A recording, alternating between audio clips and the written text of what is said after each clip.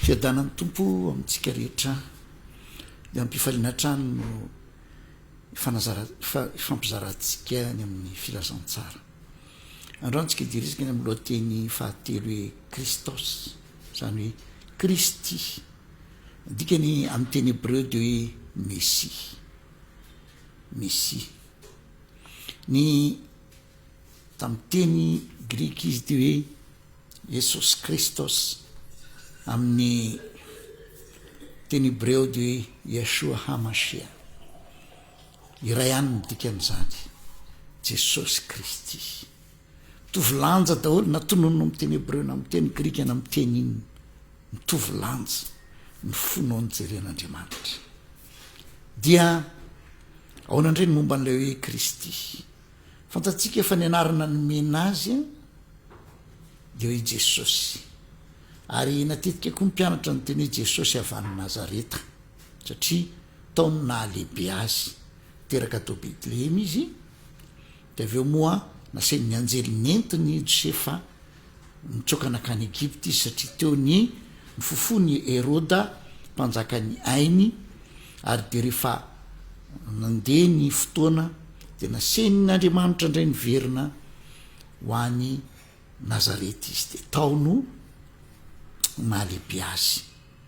Dia ny ahafantarany olona azy dia hoe Jesosy avy any Nazareta, satria moa nisy koa ny nanana anarana Jesosy na Joshua, fa iray ihany mito amin'ny teny grika hoe Yeshua. Dia ahoana indray ny momba ny hoe Kristy. Io indray dia anarana zay nitonony taoriana ny nitsanganany tamin'ny maty, ilazana fa izy ilay Mesia nampanantenaina. Fa talohan'ny io ry mpianatra dia fa nanao fanekempinono tahaka ny nambarany Petera, ianao no Kristy, zanak'Andriamanitra velona, zany hoe ianao le Mesia nampanantenaina. Satria ny zanak'Israely dia nampanantenain'Andriamanitra tamin'ny vavany mpaminany, ho izy mpamonjy ho avy hamonjy ny Israely olony. Tamin'izany mbola tsy tena takatra zareo hoe tsy ho an'ny Israely ihany ny atongavany, fa ho an'ny olona rehetra. Vitantsika moa fa rehefa tonga dity an-tany Jesosy Kristy dia izy mihitsy no nilaza hoe toy izao nitiavan'Andriamanitra an'izao tontolo izao. Kristy Mesia voaniditra ny ota tao amin'ny Saedena dia fa nampanantenain'Andriamanitra fa izy avy amin'ny taranaky ny vehivavy hanolotory ny lohany menarana, satria ny menarana ny fahavalo namingana ny olona ka natonga azy tafiditra tamin'ny fahalavony, dia ny fahalavony natonga azy tafasaraka tamin'Andriamanitra. Izay le atao hoe fahafatesana. Koa satria ny olona zany tafasaraka amin'Andriamanitra, tsy manan-kery hamonjy tena, fa tsy maintsy avy amin'Andriamanitra rehefa hamonjena. Avy amin'Andriamanitra ny fam, tsisy olona afaka hamonjy ny tenany amin'ny ezaka taony, na hivavaka be ary ny olona anankiray, na hiezaka be anao asa soa aza, na ohatra zareo mba ho voavonjy dia hiezaka hitory filasan-tsara amina olona nampitrisany, tsy izahay akory no azoko famonjena. Tsy ny zavatra ataon'ny olona, tsy mahavonjy tena ny olona. Inona moa no azo ny maty atao? Nefa rehefa nanota ny olona dia maty izy, tafasaraka tamin'Andriamanitra. Misy koa fomba fitenin'ny Baiboly hoe maty fahavelony, zany hoe ny vatana velona fa ny fanahy maty, tafasaraka amin'Andriamanitra. Dia iny fisarana amin'Andriamanitra iny, fa Andriamanitra ny loharano ny fiainana amin'ny endriny ara-panahy, ny fiainana amin'ny endriny ara-aina, le antson'ny frantsay âme, le fiainana amin'ny endriny ara-batana fizika. Fa rehefa niditra ny fahafatesana dia endrika io fahafatesana koa avy eo lay fijanona fitempony fo dia manjary mody vovoka ny vatan'ny olona. dia nampananten'Andriamanitra hitantsika izany eo amin'ny Genesis 3 dia antsoiny teolojianina hoe protévangile. Nampanantenainy isy avy amin'ny ateraky ny vehivavy hanoritory ny lohany menarana, zany hoe handrava ny asany devoly. Zao no natongavana zanak'Andriamanitra dia ny andrava ny asany devoly. Taizany nandravany io asany devoly io tamin'izy nanolotra ny ainy teo amin'ny hazo fijaliana.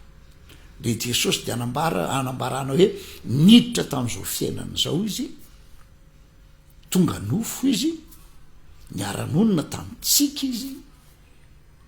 Jesosy araka ny fitenin'ny vahiny hoe un personnage historique, zany hoe tena nisy tao amin'ny vanim-potoana anankiray no tendren'Andriamanitra.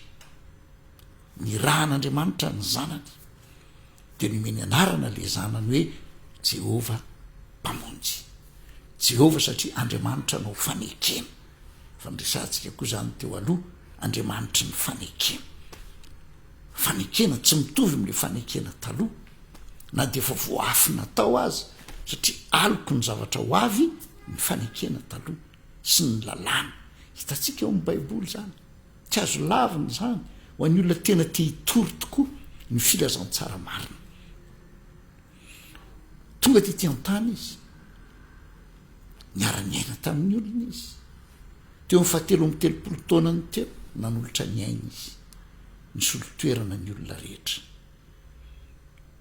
Nandatsaka ny rany izy ho famelan-keloka ho an'ny olona rehetra, ka zay mino azy dia voavelany elony ary omeny fiainana mandrakizay. Efa nampanantenaina izy nanomboka hatrany amin'ny Genesis, dia tao anatin'ny faminaniana dia nisy tandindona maro, famantarana maro, fampianarana maro, fampanantenana maro nasehon'Andriamanitra tamin'ny lalan'ny mpaminany, tamin'ny lalana tantara misy ihany koa tao anatin'ny tononkira, ny tononkalo. Hitantsika daholo zany any amin'ny Salamo, tao anatin'ny faminaniana sy ny sisa sy ny sisa, ho isy mpamonjy zay ho avy. Ary fampanantenana manokana ho an'ny Israely dia hoe io mpamonjy io voaositra io tsy hoe mpamonjy fa ho mpanjaka koa izy. Dia anisy nanasongadinana n'izay mahampanjaka zay dia izy le nambara hoe zanaky Davida. Ka tamin'izany rehefa misy mpanjaka indrindra mitondra famonjena ho an'ny fireneny dia natsoina hoe Masiako, natsoina koa hoe misy. Fa ny Baiboly nanondro n'ilay tena misy ho avy dia Jesosy. Ka Yeshua Hamasia, Jesosy Kristy, dia milaza hoe Jesosy lay voaositra, lay voatokana ho mpamonjy, ho mpanjaka, ho tompon'ny tompo.